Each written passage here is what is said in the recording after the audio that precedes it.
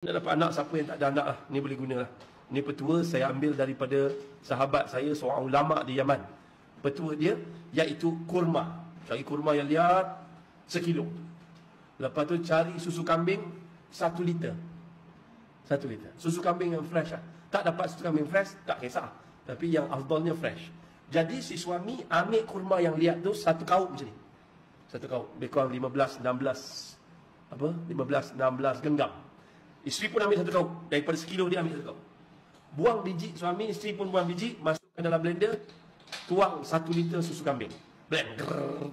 Blend. Lepas blend, minum. Suami minum separuh, isteri minum separuh.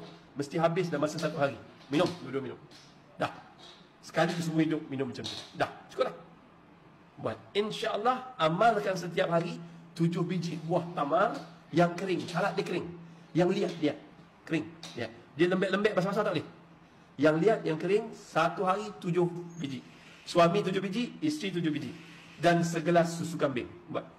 Boleh tak? InsyaAllah hari pertama je blend. Hari kedua 7 biji buah tamar, makan macam biasa. Susu kambing minum macam biasa. Amalkan dalam masa setahun.